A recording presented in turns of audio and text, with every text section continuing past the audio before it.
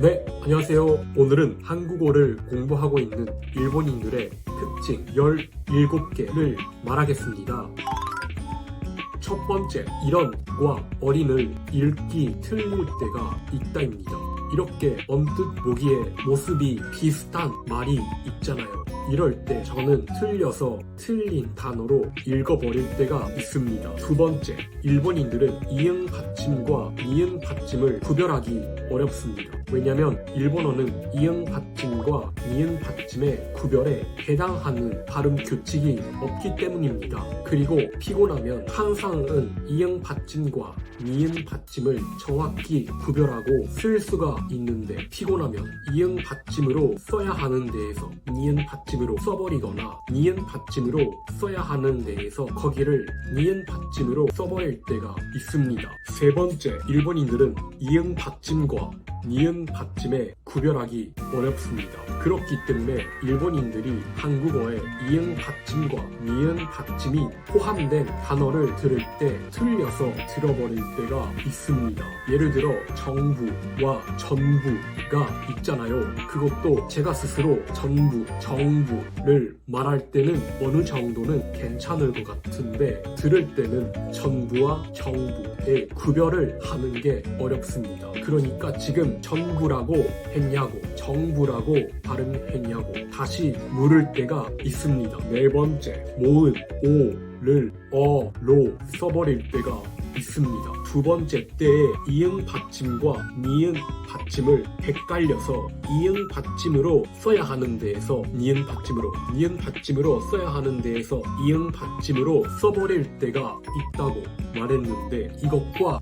비슷한 것입니다. 딱히 피곤하지 않을 때는 올바르게 쓸 수 있는데 피곤했을 때는 오랑 어를 반대로 써버릴 때가 있습니다. 다섯 번째, 이중 받침 규칙을 잊어버릴 때가 있습니다. 한국어 학습자들은 물론 이중 받침 중 어느 쪽을 읽을지 물론 배우는데 저도 규칙을 외우는 걸 잘 못하니까 이럴 때 어느 쪽을 읽어야 할지를 잊어버릴 때가 많습니다. 예를 들어 이 단어는 있다라고 읽는 게 규칙인데 이것도 읽다라고 읽어버릴 것 같은 때가 있습니다. 이건 한국인들도 틀릴 때가 있다고 듣네요. 여섯 번째, 아이고라는 감탄사를 말할 때가 있습니다. 아이고는 한국어의 감탄사인데 저도 아이고라고 말할 때가 있습니다. 예를 들면 손에 들고 있는 물건을 떨어뜨렸을 때 아이고라고 말할 때가 있고 일본에서 한국어 교육을 하시는 이나가와 유기 선생님도 같은 걸 하신 적이 있다고 하셨습니다.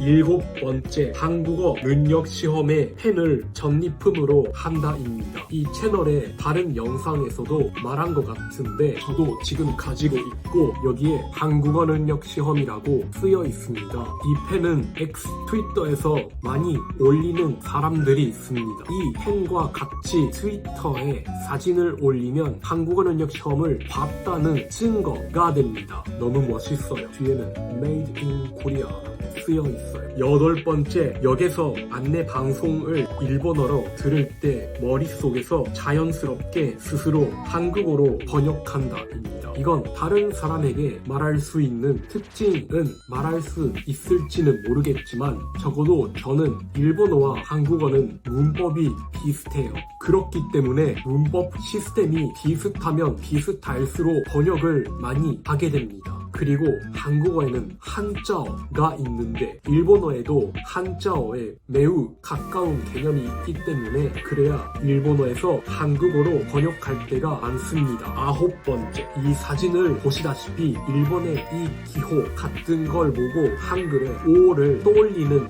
사람들이 많다입니다. 이것도 X 트위터에서 비슷한 포스트를 한 사람들이 많습니다. 열 번째, 스토라이키를 줄여서 스토라고 라고 말하는데 수도를 한국어 학습자들이 보면 한글의 차를 상상하는 사람들이 많다입니다. 이렇게 두 글자가 옆에 있으면 한글로 보일 때가 있습니다. 11번째, 가끔 일본에선 이런 트럭을 봅니다. 여기를 보면 위험하다에 위라는 한자가 쓰여 있습니다. 이거를 저는 볼 때마다 한국 한자음인 위로 머릿속에서 발음할 때가 있습니다. 이건 모든 한국어 학습자의 특징은 아니고 저만의 특징입니다. 12번째, 결국 한글만으로 쓰인 긴 글을 읽는 건 힘들다. 피곤하면 한글이 아니라 일본어로 쓰인 긴 문장을 읽으면 좋은데 피곤하면 익숙하지 않은 모어가 아닌 글을 읽는 게 힘들다 입니다. 그리고 이건 많은 일본인들에게 말할 수가 있는 건데 한자와 한글이 섞인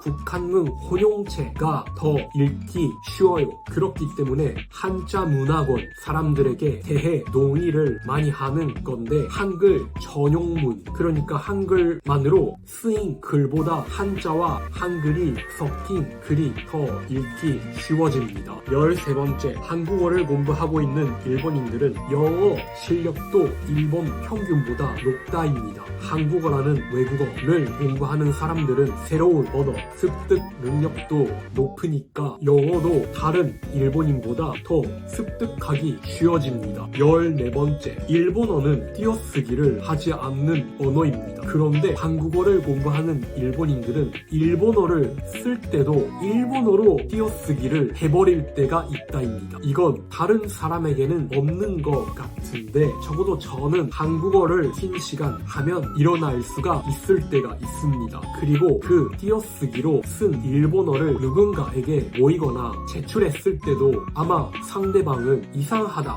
위화감을 느낄 때는 있는 것 같은데 크게 이상하다 이렇게 느낄 수는 없는 것 같습니다. 15번째, 긴 시간 한국어를 공부하면 매너리즘화가 일어납니다. 한국어로 매너리즘화라는 단어가 자주 쓰일지는 모르겠지만 일본어로 만네리카예요. 만네리카는 같은 걸 습관적으로 많이 하다가 이 습관에 지치다 이런 뜻입니다. 그러니까 똑같은 음식을 맨날 먹으면 싫어지잖아요. 이런 것을 매너리즘화라고 합니다. 그러니까 한국어를 긴 시간 매일 하면 지치잖아요. 이럴 때 피곤하고 한참 한국어 공부를 하기 싫어지는데 그런데 조금 시간이 지나면 또 하고 싶어집니다. 16번째, 한국인과 새롭게 만나면 그 한국인의 한자 표기를 알고 싶어 하다입니다. 이 영상 안에서도 몇 번이나 말했는데 일본인은 한자를 쓰는 언어이고 한국인과 만났을 때 그 한국인의 한자 표기를 알게 되면